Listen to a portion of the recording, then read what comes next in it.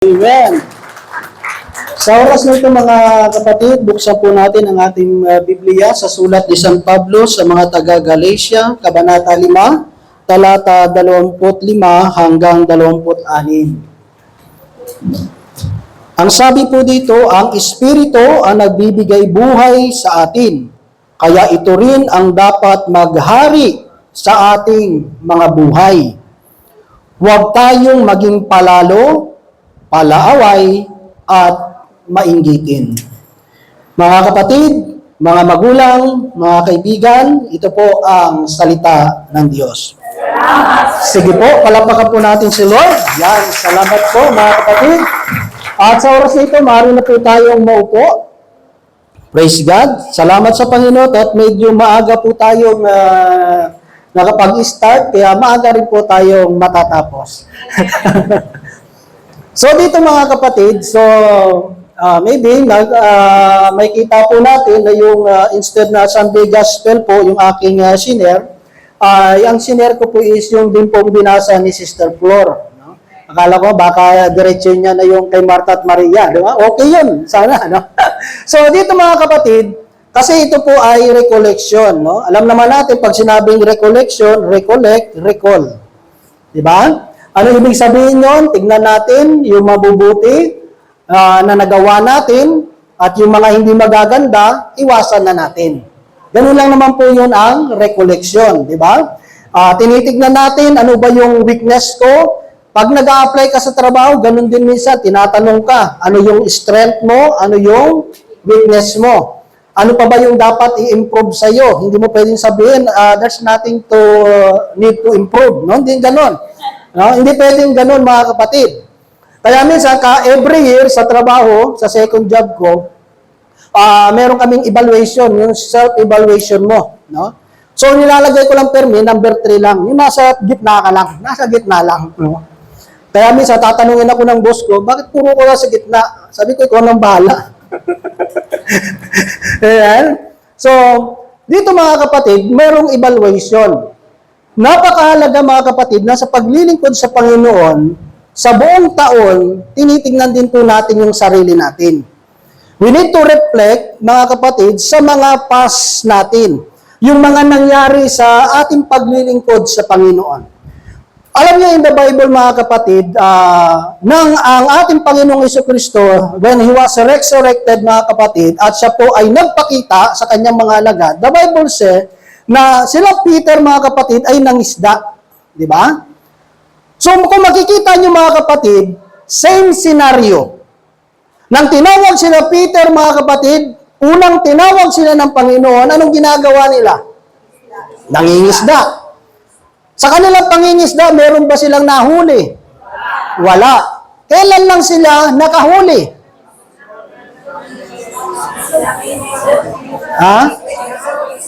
Nang sinunod nila yung instruction ni Jesus. The same thing, nang si Jesus ay na-resurrect, nabuhay muli, di ba sabi sa Bible, na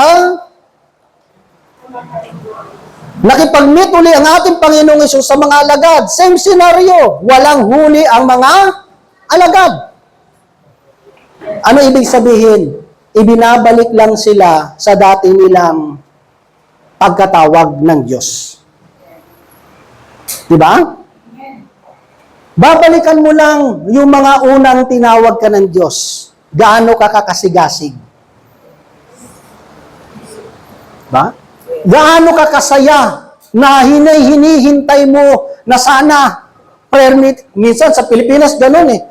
Kakatapos nila ng prayer meeting, kunyari sa amin sa San Miguel, Iloilo, every Thursday yung gawain namin from 6 to 9. Kakatapos nila ng gawain, may kita mo yung mga prayer partner, sana bukas gawain uli. Talaga may kita mo yung sigasig. Yung sigla. Parang gusto nila prayer meeting palagi. Pero ano nangyayari ngayon? Yung iba nagugulat pa. Ay sis, nagawain tayo ngayon. Ha? Ay! Meron palang gawain. Nagawain pala ngayon. Kaya kita nyo, iba na no? Dati talagang nakasulat sa kalendaryo yan. Naka-alarm pa sa, wala pa palang cellphone yung mga gano'n, no? Pero kung meron na, di ba, naka-alarm pa yan. Pero ngayon, nasa shock na, ay, anong mga ngayon? Sabado pala, ay, linggo pala ngayon. Nagugulat pa eh. So may kita mo, pag ganun na yung reaction natin, there's something na. There's something, ganun lang. No? Meron na eh, kasi may kita mo pa lang, kaya nga nagre-recollect ka eh, binabalikan mo eh. Di ba? Ganon din sa mga alagad, wala silang nahuli, but Jesus gave them an instruction. Ang mga alagad, they follow the instruction of Christ, then they catches a lot of fish. No? The fish kasi kanina sa akin, fish daw, fish. Okay, Bisaya eh, fish. Pare-pareho lang yan, yung fish at saka fish eh. No? Depende lang yan sa sentence. So may kita niyo mga kapatid, binabalikan lang natin. Binabalikan. Alam niyo, yung mga 90s, hindi pa kasi uso yung mga cellphone na di camera. May dala pa ako yung yung may film. Ayun, sa film na yun, wala nang edit-edit doon. Kasi bakit? Kailangan ko na noon na yung lumabas doon. Kaya kailangan ayusin mo na yung yung pinakamagandang postura mo na. Hindi pareho kasi sa cellphone, pwede mo i-delete. Ay, hindi maganda, delete ko lang. Ayun, hindi pwede. Pag na-click na yun, wala na. Yun na yun. Di ba? Kaya minsan doon, parang nagbabagay yung mata. Di ba? Diba? Lalo pag nasa ilaw ka. Parang aswang doon. Diba? Nagbabagay. Yung mga film dati, di ba? May iba doon, nakapikit pa. Hindi mo na mababago yun, hindi mo na ma-erase yun. Pag na-develop na, yun na yun eh. Di ba? Hindi pa rin cellphone ngayon, pwede mo pang may enhance pa. Yung nakapikit, pwede mo pang dilatin.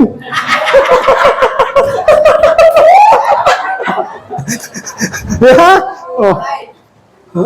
Pwede ka nga mag-look younger, di ba? Edit lang, di ba? Ano ibig sabihin mga kapatid? Binabalik lang tayo. Kaya ako sa gawain, meron ako talagang album. May album ako. Minsan binubuksan ko lang yung album, tapos may kita ko yung mga prayer partner, yung mga outreaches ko na napupuntahan, na may kita mo yung saya, yung tuwa nila. Alam mo minsan, bilang naglilingkod sa Panginoon, may time minsan kasi na nakakaramdam din tayo ng pagod. Di ba? Yung mga alagad, dumating din sa tinatawag wilderness experience. Yung parang pakiramdam mo, parang andry. Na parang ang pakiramdam mo, parang wala si Lord. Parang parang nandito pa ba si Lord o wala na? Kasi ng mga time na yan, kapag tayo kasi nag-grow in spiritual, we're not basing, mga kapatid, sa mga nakikita natin. We base now sa faith natin sa Panginoon. Di ba? Yung faith na kasi lumalago sa atin. So minsan, titignan ko lang yan, tapos mare-refresh ulit ako. No? Sabihin ko, ito yung mga in-outreachan ko dito sa Mississauga, ang gaganda ng mga ngiti nila. Diba? Mga ganun. Diba? Nakaka-inspire yung ganitong ngiti. Diba? Tapos may kita mo, si sister nito, parang hindi ko na rin nakikita. Diba? Minsan kailangan, kamustahin din natin. No? Kaya yun ang mga picture-picture, tingnan mo yung mga kasama mo dyan kung wala na. Diba? Medyo bistahin mo rin naman. Diba? Baka hindi mo alam kung nasaan na pala. Di ba? So dito, sabi ng Bible mga kapatid, huwag kayong magkagatan. Yun ang sabi doon binasa ni Sister Flor yun. Huwag kayong magkagatan sa verse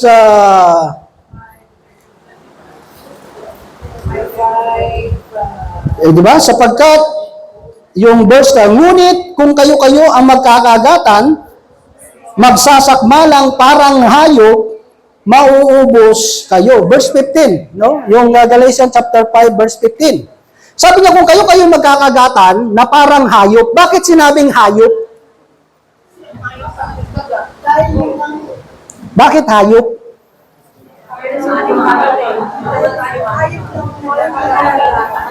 Hayop lang ang nangangagat? Hayop lang ba nangangagat? Ang instinct kasi ng hayop is survival. Basta makasurvive siya, at may apakan yan, may kainin yan, lapain yan, okay, basta importante, mag-survive ako. Hindi ganun sa paglilingkod.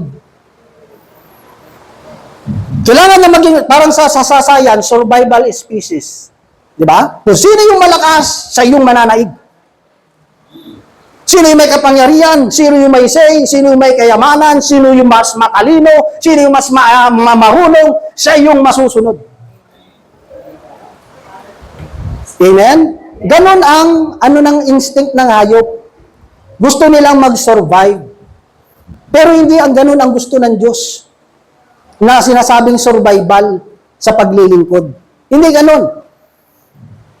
Tayong mga Pilipino, saan man tayong country na itapon, kaya natin mag-survive. Alam niyo kung bakit? Resilience. Ano pa? Tayong mga Pilipino, kahit saan mo bansang itapon, buhay eh. Minsan, ano? Pagtiis. Masipag. Taga. Ano? Maka-Diyos. Ganito yan, mga kapatid. Pag sinabi mo kasing survival, ang nagso-survive talaga sa mundong ito, hindi yung malakas. Kasi pag malakas ka sa mundong ito, maraming tutumba sa'yo. Maraming ibabagsak ka. Reality yan. Tingnan mo sa trabaho, pag ikaw yung magaling, ikaw yung sinisiraan. Pag ikaw masipag, sasabihin sa'yo, sobrang sipag mo naman. No?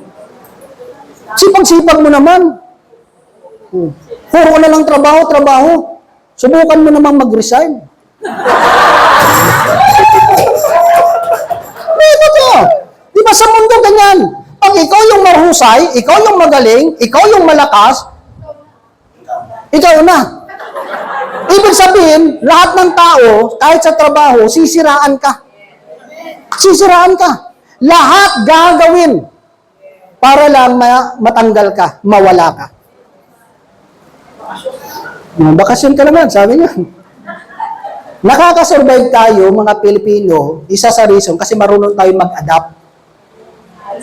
Flexible kasi tayo, mga Pilipino. Mapalamig, kaya natin. Mapainit man ang lugar na puntahan mo, nakakasurvive ka, kasi bakit? Kasi marunong ka mag-adapt. Kung ano yung kultura dito, sinusunod natin. Kung anong batas dito, marunong tayo, flexible tayo, mga Pilipino. Yan ang isang reason bakit tayo nakaka-survive. Kasi bakit? Marunong tayong mag-adapt.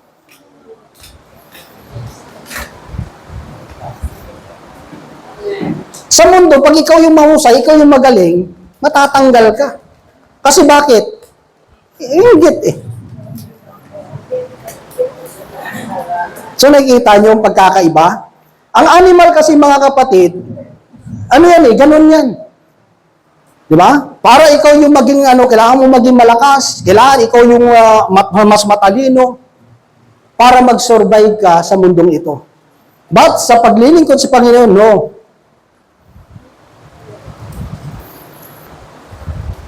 Ang sa atin, para tayo makasurvive sa paglilingkod, we need to develop, mga kapatid, yung virtue, yung character ni Kristo. Virtue number 2. Kontra sa tinatawag na vice. Tama yun. Pag sinabi nating bisyo, akala natin sigarilyo, sugal, inom. Alam niyo ba may mas malala pang klaseng bisyo? Pag sinabi kasing vices, undesirable character. Hindi ka nais na pag-uugali o kagawian. Yan talagang pinaka-meaning ng bisyo, vices, pag sinerch nyo. No? Kasi ngayon kasi nag-aaral ako ng self-study ng yung pagiging logical, di ba? So napakalaga ng meaning, yung meaning. Pag sinabi mong vices, it talks about, mga kapatid, undesirable character. Yung pagiging chismosa, bisyo yan. Bisyo rin yan. Kasi bakit? Inaraw-araw mo eh. Mas malala pa nga yan kasi bakit? Nakakasira ng buhay. Yung alam natin na bisyo na yung inom sigarilyo, sinisira mo sarili mo. Pero yung chismis, mas malalang bisyo yan. Di ba?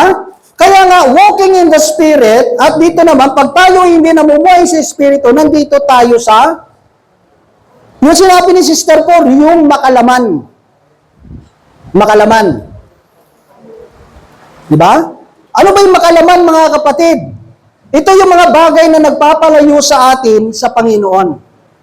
Kaya nga, walking in the Spirit, kaya sinabi doon, tayo ay nabuhay sa Espiritu, kaya kailangan nating mabuhay sa Espiritu.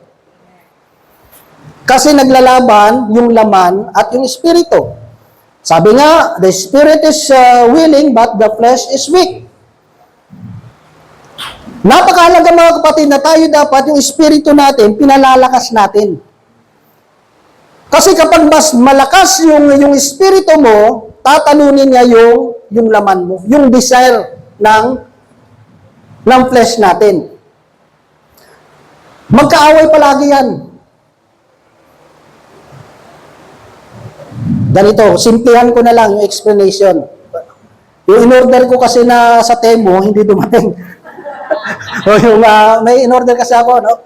August pa pala darating. Kaya hindi ko maano yung illustration. So ganito yung mga kapatid, no? Para mas na lang, mas madali, clear. Ang tao, saan tayo galing? Saan? Sa lupa. Lupa. Kaya ang tawag sa atin, makalupa. Maraming yatang maniwala. Tayo ay galing sa lupa. Lupa tayo galing. Diba? Mundo. Mundo. Yan, simple na lang natin. Ang lupa ay galing sa mundo. Kaya ang tawag sa atin, makamundo. Kasi galing tayo sa mundo. Diba? Kaya nang na-receive natin yung banal na Espiritu ng Diyos, kaya may kita mo, anuman yung sistema ng mundong ito, madali tayong maka-adapt. Kasi dyan tayo galing. Dyan tayo galing eh. Ang mahirap ngayon, paano tayo mamumuhay sa Espiritu ng Diyos? Mahirap kasing baguhin yung isang bagay na nakasanayan mo na. Tingnan mo sa trabaho, pag may pagbabago sa trabaho, may mga bagong policy, ang dami nagre-react. Sabi na, kasurvive naman kami na ganito, bakit babaguhin pa?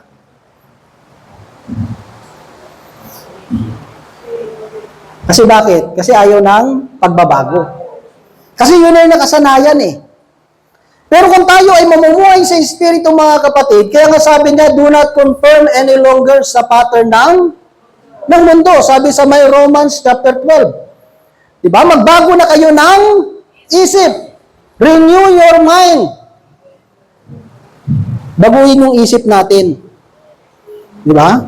Parang ganito, maraming tao akala niya nakatira, pag yung tao ay nabubuhay sa loob ng earth. No? Naniniwala po ba kayo na ang tao ay nabubuhay sa loob ng earth? Ha? Ha? Dati, akala natin, nasa loob tayo ng earth. Pero hindi pala. Huh? Nasaan tayo? Ito yung earth. Ito yung earth. Wala tayo sa loob. Nandito tayo sa surface lang. Wala tayo sa loob. Kasi kung nasa loob ka ng earth, ang tawag sa atin, lamang lupa.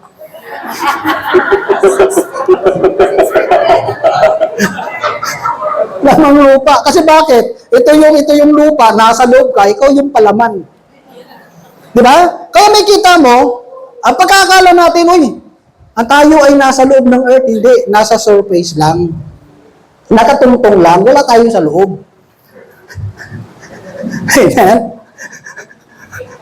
So may kita yung mga kapatid, tayo, ang earth kasi may gravity. Gravity.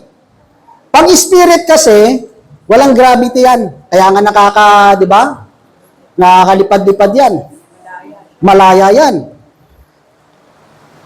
Yung mundo kasi, dahil galing tayo sa lupa, hinahatak tayo.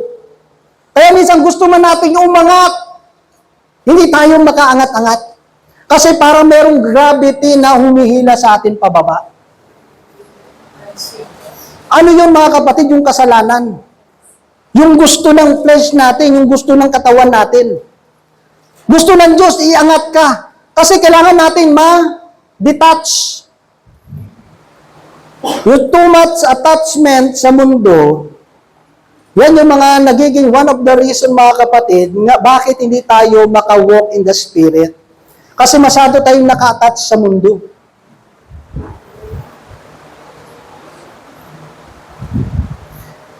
At tumahimik ang paligid. Amen? Ang gusto ng Diyos, iano tayo, i-detach sa mundo. Yung maghari sa atin yung Espiritu ng Diyos. Kaya nga sabi niyo doon mga kapatid, sabi ng Panginoon, sabi ni San Pablo sa binasa natin sa verse 25, ang Espiritu ang nagbibigay buhay sa atin. Kaya ito rin ang dapat maghari sa ating mga buhay. Kapag nakay Lord ka na tayo kasi, tayo ay nabubuhay na sa Espiritu. Dapat tayo ay nabubuhay na sa guidance ng Diyos. Dapat yung kalooban ng Diyos, yun dapat ang maganap sa buhay natin. Hindi yung kalooban natin. Kasi kung yung kalooban natin ang masusunod, papalayo yan sa Diyos. Kaya nga sabi ng Panginoon, yung isip mo, hindi katulad ng isip ko. Yung pamamaraan mo, your ways is not my ways. Your thought is not my thoughts. Masyadong malayo. Yung plano ko, may plan is malayo sa plano ng Diyos. Kasi bakit? Hindi po ako nagplano na mag-preacher barang araw. Iba po yung plano ko sa buhay. Iba yung plano ko sa buhay. Pinanganak ako talaga sa Diliman, Quezon City. No? Pero dahil naghirap yung buhay doon, ng high school, doon ako lumipat sa Iloilo. Iba plano ko dati. Na-share ko na yan sa inyo. Iba plano ko dati. Gusto ko makahanap ng magandang trabaho. Para makapatayo ng bahay. Up and down. May swimming pool sa ibabaw. Ganun lang. Ganun lang po kasimple ang aking pangarap sa buhay. Magkaroon ng swimming pool sa ibabaw, tapos may slide going down. No? Kasi may another swimming pool sa ibaba. Ganun lang po ka-cheap ng aking pong pangarap sa buhay. Parang isang taong walang plano sa buhay. Ganun yung plano ko sa buhay dati eh. Hindi man ako nagplano one day, tatayo ako dito at mangangaral ng salita ng Diyos. Wala ko sa plano ko. Di ba? Kahit naman siguro sa inyo mga kapatid, di naman dumating sa buhay niyo na nasa darating na July 20, nandito kayo, nakaupo. Di ba? Wala sa plano natin to eh. Pero bakit nangyari sa buhay natin? Kahit na tayo mismo nagtataka, bakit na tayo nandito eh. Kahit ako rin, nagtataka rin eh. Iba kasi pamamaraan ng Diyos eh. Iba yung pamamaraan ng Diyos. Ang dami naman mahuhusay, madami naman mas magagaling sa atin. Bakit tayo tinawag ng Diyos? Kasi may nakita ang Diyos sa iyo na hindi niya nakita sa iba. Amen. Kasi alam ng Diyos yung puso mo. Alam ng Diyos yung puso ko. Alam ng Diyos yung puso ko natin. Ang lahat ng bagay nasa puso ko yan. Pag hindi na tama yung puso natin, mawawala talaga tayo. Kaya nga sabi ng Bible, iwasan nyo ang yabang. Tatlo lang ang isi-share ko, yung sinabi ni San Pablo. Ang taong namumuhay sa Espiritu, hindi yan mayabang. Pag sinabi mong yabang mga kapatid, sabi ko nga, ang problema minsan sa taong walang alam, yung hindi niya alam na wala siyang alam. Totoo yun. Ang mahirap sa taong walang alam ay yung hindi niya alam na wala siyang alam. Kaya puro na lang yabang. Dito to. Pag pag-aralan mo talaga ang taong mayabang, yan talaga yung walang alam kasi bakit? Puro lang yabang eh. Kaya nga yabang lang eh. Di ba? Puro lang ano yan, puro magagaling lang sabihin. Oh, alam mo, sa lugar namin, kilala ako doon, ganito. Pero pag tinanong mo naman, hindi naman pala kilala. Sabi, sino ba yun?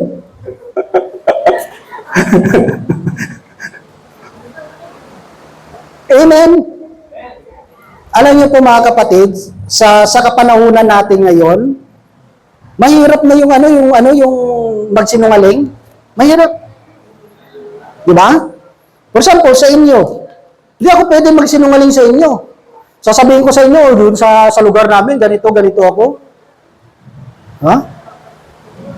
3 patay ang nabuhay. Pinanover ko, 3 patay, nabuhay. Pwede ako magyabang, di ba? Kung hindi nyo ako kilala, sabihin, hindi pala si brother. 3 patay, nabuhay. Alam niyo, hindi na pwede ngayon eh. Kasi anytime, kung may kilala ko yung sa Iloilo, pwede nyo i-text na prayer partner, no? Habang nakatayo ako dito, pwede ka na mag-text eh. Ay, kilala niyo po ba si Brother Ronald? Totoo ba yun na yung 3 patay na buhay? Yeah? Amen. Kasi, pag hindi totoo, yung isinishare natin, yabang lang yun. Yabang yun. Mas maganda mga kapatid, na mas maganda yung tahimik ka eh. Sabi ko nga sa Hamilton, maganda yung tahimik ka. Kunyari sa drawing, sabi mo, magaling ako mag-drawing. Eh, siyempre ang tao, nag-i-expect na mahusay ka mag-drawing. Di ba? Nag-i-expect ang tao. Eh, pero kung hindi ka naman nagsabi na mahusay ka mag-drawing, tapos nag-drawing ka, kasi tahimik-tahimik ka lang, nag-drawing ka. Kahit pangit man yung drawing mo, wala silang sasabihin sa'yo. Bakit? Ba't may sinabi ba ako? Diba? Wala ko na rin, nag-drawing ako. Makikita niyo yung pagkakaiba? Pag sinabi ko, ako mahusay, magaling mag-drawing, kayong lahat mag-e-expect ngayon. Ang ine-expect nyo, magaling ako mag-drawing. Nag-drawing ako ngayon.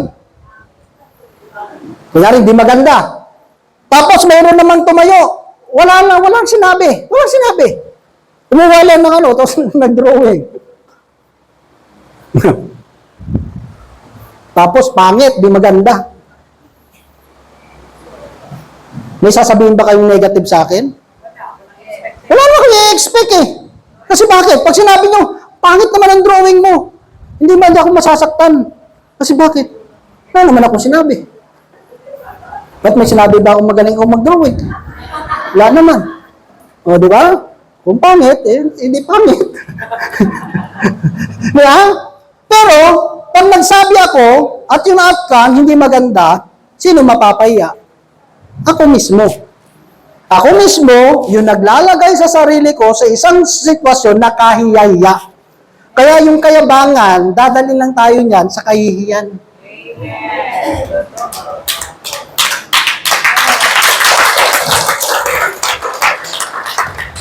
Mahirap yung masyado tayong maraming sinasabi. The more na marami tayong sinasabi, the more tayong nagwe-welcome ng mga pagsubok sa buhay. Dito to yun. Ay, maniwala. Bigyan ko ng ilustrasyon. Si Peter, sabi ni Jesus, pagkakanulong mo ko, pagkakaila mo ko. Sabi ni Pedro, no! Sabi niya, hindi. Diba?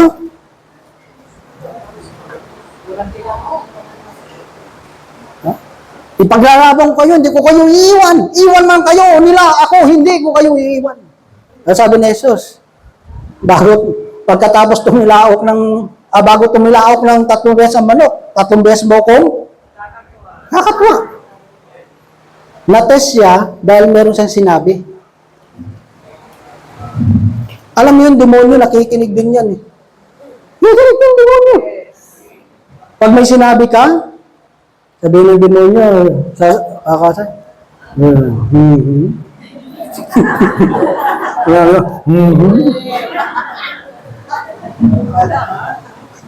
Yung demonyo kasi nakikinig lang yan eh. Pag may maganda kang plano, tapos talagang pinapayag mo, dahil narinig ng demonyo, gagawa ng paraan yan, nadlangan yung plano mo.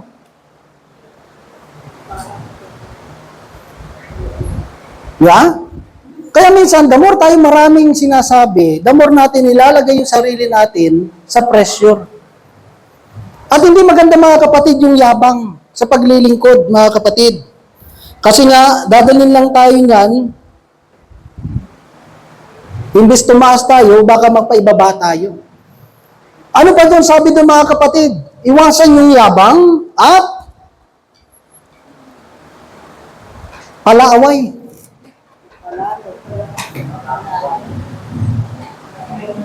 Yung tao na namumuhay sa Espiritu ng Diyos, hindi yan nakikipag-away.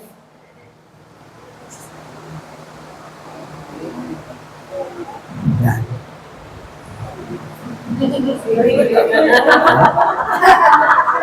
Hindi yan nakikipag-away. Kapag na kay Lord ka, dapat wala kang kaaway. Ikaw yung inaaway, pero hindi ka nang aaway.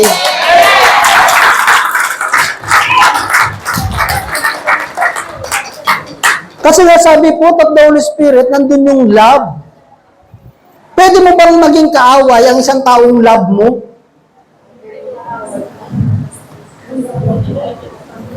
Ikaw lang yung inaaway, pero hindi ikaw yung nangaaway. Tingin niya sa'yo kaaway, pero ikaw, hindi mo siya tinitignan na kaaway. Kasi nga bakit? Kasi yun ang turo ng Diyos eh.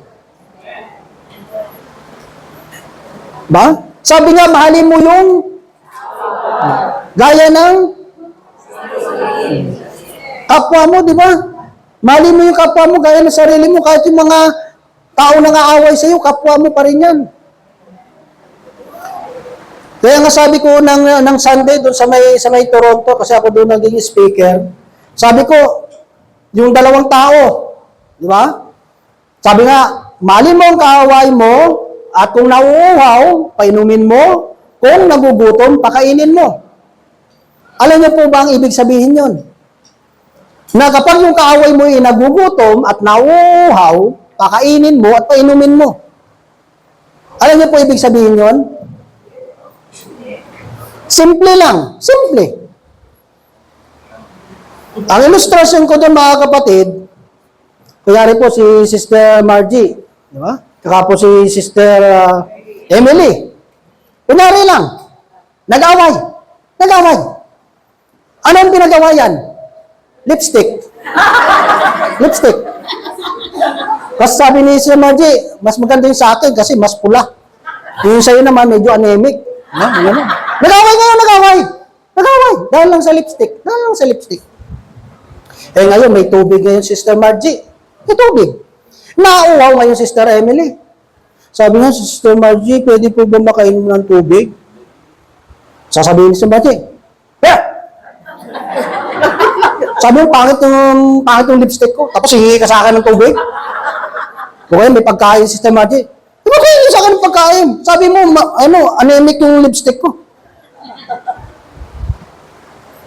Sabi niya, pakainin mo yung kaaway mo kung nagugutom, painumin kung nauuhaw. Bakit?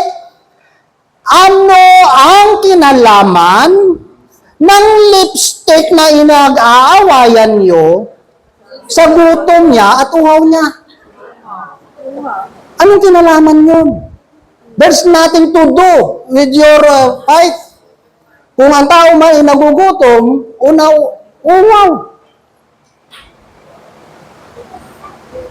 Kunyari, kaaway ko yung tatay ng kalaro ng anak ko. Kaaway ko yung tatay ng kalaro ng anak ko. Tapos yung kalaro ng anak ko, lumapit sa akin, Tito, nagutom ako.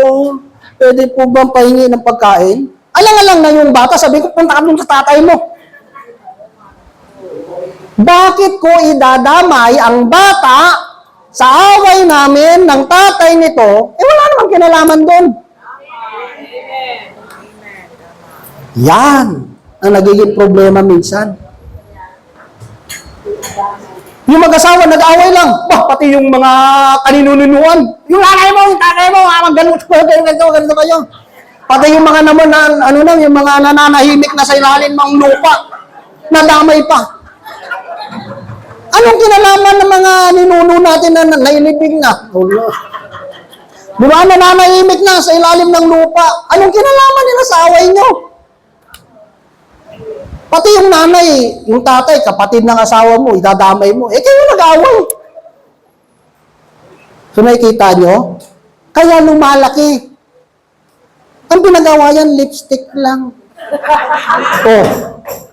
Eh, di mas lalong lumaki yun kasi hindi pinainom. Sasabihin ni Sister Mary, sama talaga, no? Maghahanap din pa. Ganito yung minsan. Pag may kaaway ka, mostly ang tao, maghahanap ng kakampiyan.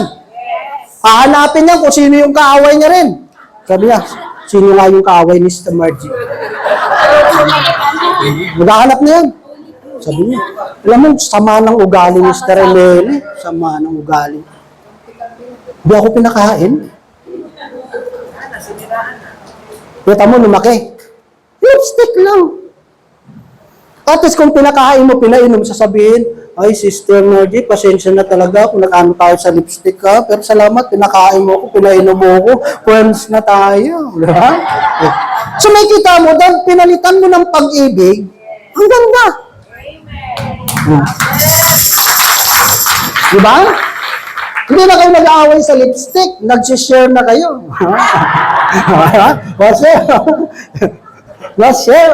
Sharing is loving. No?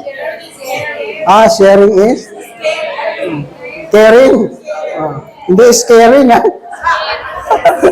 No, loving is, sharing is loving, ha? Caring. Basta yun na yun. So may kita niyo mga kapatid, wala kasing kinalaman yun eh. Kaya minsan nagkakaroon ng away-away kasi minsan yung wala namang kinalaman, kung wala namang kinalaman yun, bakit mo idadamay?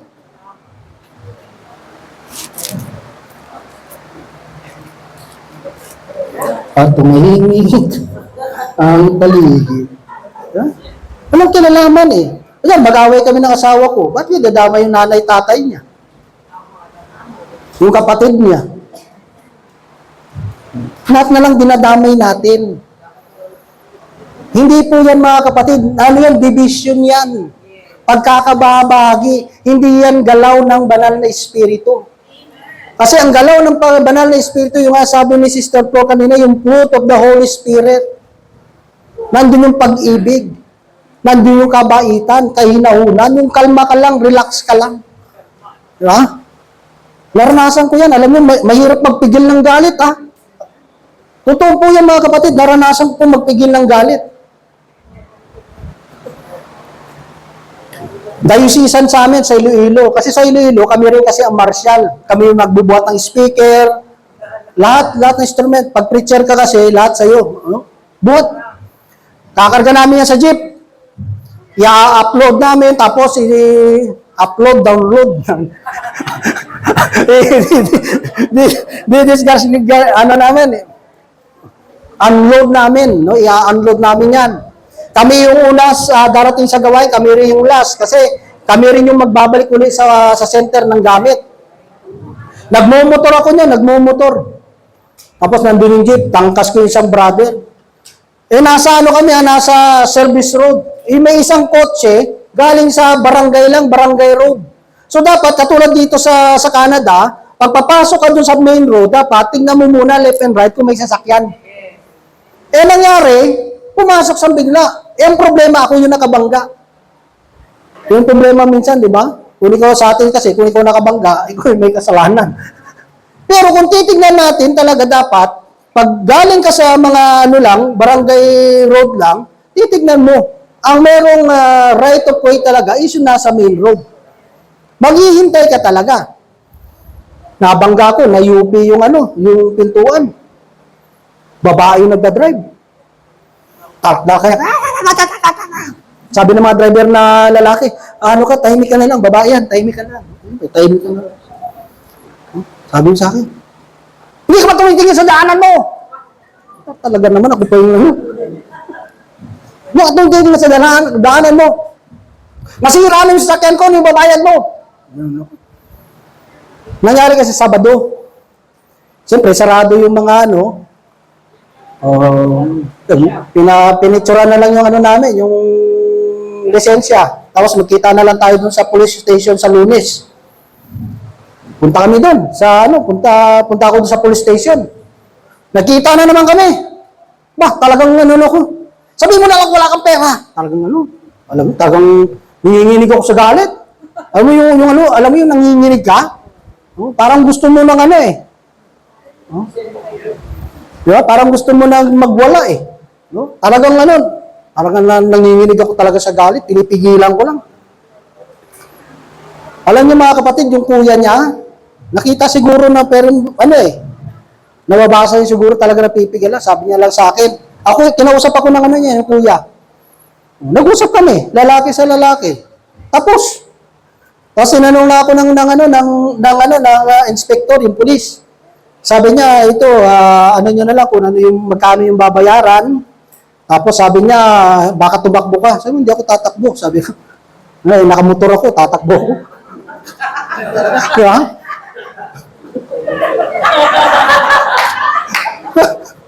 Kung motor ka, tatakbo ka. Motor. Pero hindi ko sinabi, nasa utak ko. Hindi, wala yun. Inano ko lang yun para tuwawa kayo. No? Totoo naman, ba't ka tatakbo kung may motor ka? Para sabi, ay Brad, pwede ba ako magkasabay? Ay, sabay ka. Kaso hindi niya pinasakay yung ano, masabay na.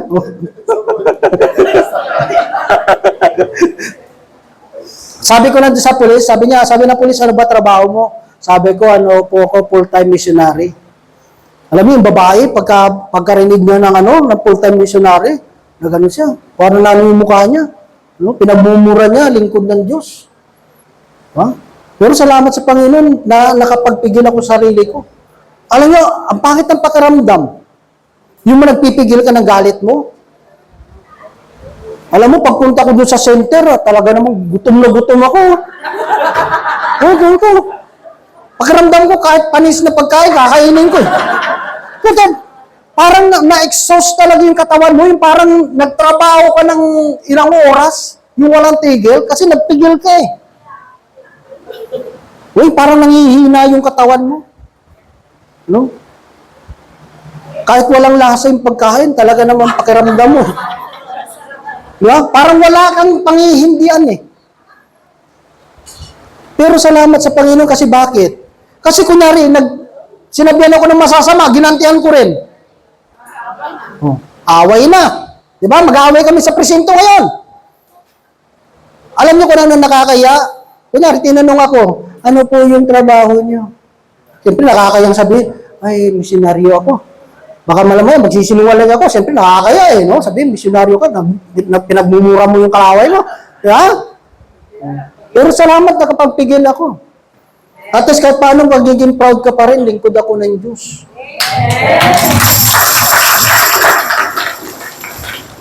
Di ba? Hindi tayo dapat nakikipag-away. Lalo pag wala tayo sa prayer meeting, kunyari nasa restaurant ka, o kaya umu-order ka, tapos natagalan yung order mo, huwag mong awayin. Yung nasa kayong kahera, huwag mong awayin yung waiter.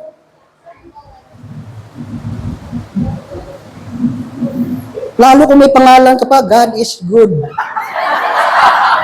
Praise the Lord, hallelujah. Tapos may pangalan ka pa na El Shaddai. Tapos nakipag-away ka pa, naka-uniform ka pa. Naka-choir uniform ka, no? Diba? Tapos makikipag-away. Ganun hindi pwede yun. Diba? Tapos nang dumating na yung in-order mo, sabi mo, praise the Lord.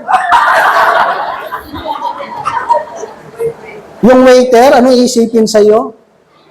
Ay, ito ba yung mga maka-Diyos? Ito ba yung mga maka-Diyos?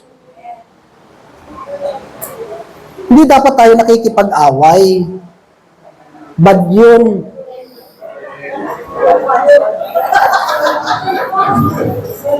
Bad yun, mga kapatid, na nakikipag-away tayo. Hindi po maganda. Lalo kasi lingkod tayo ng Diyos eh. Diba? Kailangan kasi, natagalan eh. Oh.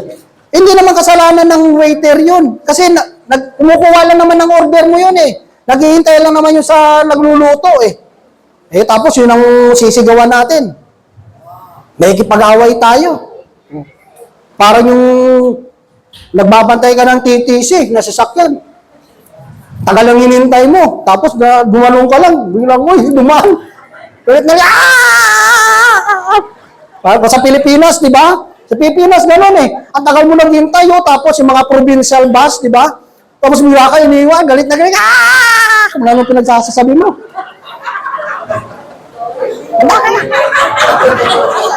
Ganun pa, galit na galit pa. Sa Pilipinas, gano'n eh. Pilipinas. Tapos may dumaan na bus. The same lang yung company. Galit na galit. Sino yung kasamaan yung driver ng sa bus na yun?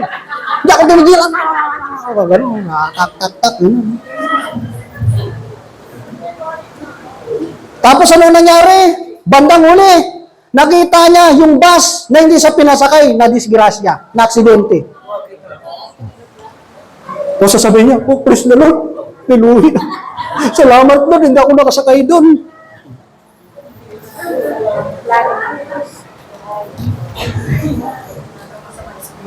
Minsan, ina-allowed ng Diyos minsan madelay ka. Minsan mapaplatan ka. Kasi minsan iniiwas ka lang, medyo dinidelay lang. Kasi kung nasa tama kang oras, baka ikaw din yung gumagapang. Papunta sa driver at maghanap ng sukli. Sabi niya, manong, yung sukli. Na-disgrasya na, yung sukli pa yung iniisip. So may kita natin, di ba nakakaya, no? Tiyan mo yung sasakyan ko, may El Shaddai. Kaya kailangan medyo disiplinado ka mag-drive. Tapos may plug pa ng Pilipinas. Uy, Noipi. Kasi ang dala mo, lalo yung sasakyan mo, may plug pa ng Pilipinas, di ba? Kailangan disiplina sa, kasi nakakaya naman, kasi dala mo, Noipi, mga Pilipino, di ba? Ikaw lang yung medyo kamoting mag-drive, madadamay yung mga matitinong sabihin, ganito pala mag-drive yung mga di ba? Kaya kailangan. So dito mga kapatid, yung last po dito, sabi dito, huwag makikipag-away, at yung last, at mainggitin.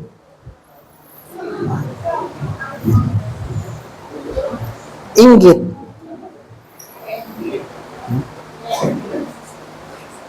Kaya palaging nagngingit-ngit dahil sa inggit. Maraming ganyan tao, no? Palagi na nagngingit-ngit. Kasi nandun yung inggit. Pag nandun yung bunga ng Espiritu ng Diyos, lalo yung pag-ibig, mga kapatid, hindi maganda yung nainggit tayo.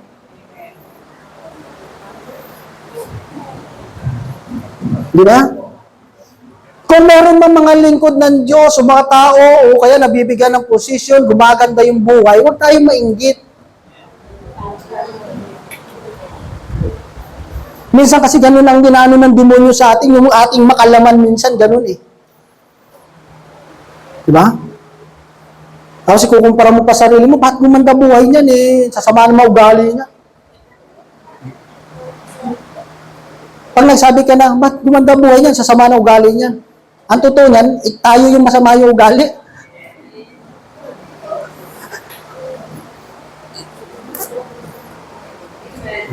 Ano, tahimik? Mahirap ang inggit, mga kapatid. Hindi dapat yan ang nag-ahari kasi pag nandyan yung inggit, parang ayaw mo nang tumulong eh. Hindi ko tutulungan ng taong to kasi gumanda buhay nito kapag naging tanyag to, pag gumaling to eh. Mawawala ako sa eksena. May mga ganang tao. Minsan may talento siya, ayaw niyang ituro sa iba. Kasi bakit? Baka mas gumaling pa to sa akin, baka imbis na ako yung nire-request, baka siya na. Parang labas yung nakikipag-kompetensya na. Nagiging competition na. Kung tuturuan ko to, magiging mas magaling, mas marunong pa to sa akin. Nandun na yung inggit. Hindi magandang inggit, mga kapatid. Dapat matuwa tayo kapag may mga naglilingkod sa Panginoon na ginagamit ng Diyos. Di ba? Kasi sa totoo lang, kunyari ako, may tinuruan ako. Kunyari ako, tumutugtog ako, tapos may tinuruan ako. Tapos yung tinuruan ko ngayon, naging mahusay, naging magaling. Tapos palagi nang nire-request. Dapat hindi ako mainggit. Dapat matuwa ako. Kasi bakit? Kasi hindi niya rin naman mararating yung posisyon na yon kung hindi dumaan sa'yo.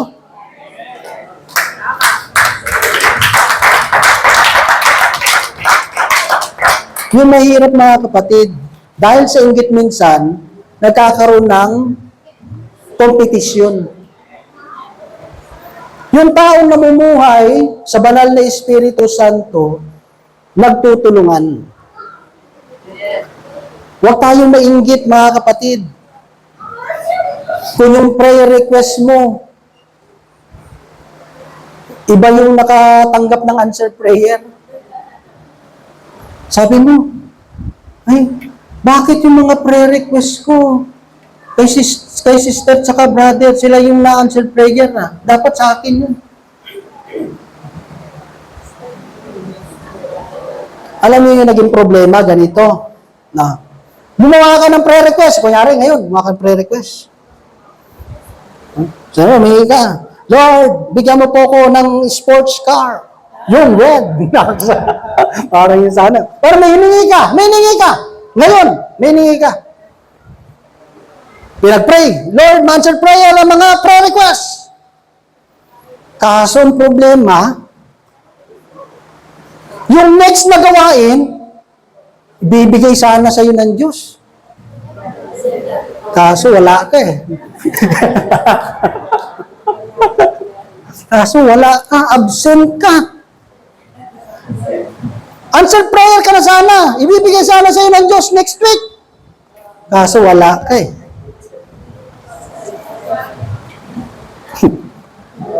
Kaya yun, napunta sa Kanya.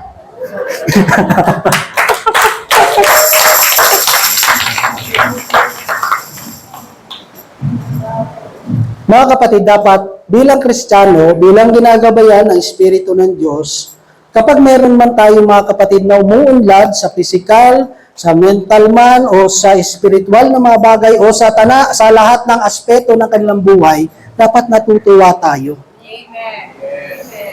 Ang inggit kasi yan na nag-spread ng minsan ng hindi maganda, yung chismis ba? Diba? Pag nainggit ka sa tao, sisiraan mo. Kaya lang naman namin yun kasi ganito yan. Para yung katrabaho mo, di ba? Tumaas ang posisyon kasi sip-sip sa boss, ganito. Huh? Dahil sa inggit eh. Diyan talaga nanggagaling lahat. Di ba? Kaya dito, mga kapatid, sabi ni San Pablo, bilang tayo ay namumuhay, nabuhay sa Espiritu, dapat yung kalooban niya, yung dapat ang maghari sa buhay po natin. Yung karakter ni Christ, yung karakter ni Kristo, yung dapat ang makita po sa bawat isa sa atin. So sa oras na ito, mga kapatid, sa simpleng mensahe ng Diyos na gusto ipaabot po sa atin, sabi nga ng tema, walk by the Spirit and you will not gratify the desires of the flesh. Nagpapangibabaw lang naman yung makalaman natin kapag humihina tayo sa panalangin. Diba? Kasi yung prayer mo, minsan sino-shortcut mo na lang. Lord, sabi ng salita mo, you are the same yesterday, today, and forever. Kaya Lord, yung prayer ko rin, the same yesterday, today, and forever. Kaya Lord, kung mo yung prayer ko kahapon, yun na rin yun ngayon. Hindi po ganun, mga kapatid. Nagkukulang tayo sa pag-attend ng banal na misa. Diba? Yung pagpupuri natin sa Panginoon. Yung pag-meditate natin ng salita ng Diyos. Minsan, mas mahaba pa yung oras natin sa mga social media, sa mga Facebook. kesa magbasa ng salita ng Diyos. Di ba? Yung pagtulong sa kapwa natin, isa ring bahagi yan mga kapatid na ini-extend natin yung pag-ibig ng Diyos sa bawat isa sa atin. Alam niyo mga kapatid, napakahalaga na tayo po, ang gawain ni El Shaddai, gawain po kasi ng Diyos to. And we need mga kapatid yung guidance ng banal na Espiritu. Kasi kung gawain ito ng tao, pwede natin gamitin yung sarili nating karunungan, yung bilang tao. Pero dahil ito'y gawain ng Diyos, dapat mga kapatid, ang palaging nasusunod yung plano at ang kalooban ng Diyos. Kasi kapag plano ng Diyos ang nangyayari, makakasigurado tayo na magtatagumpay. Amen? So sa oras na ito mga kapatid, tayo po tumayo mga kapatid.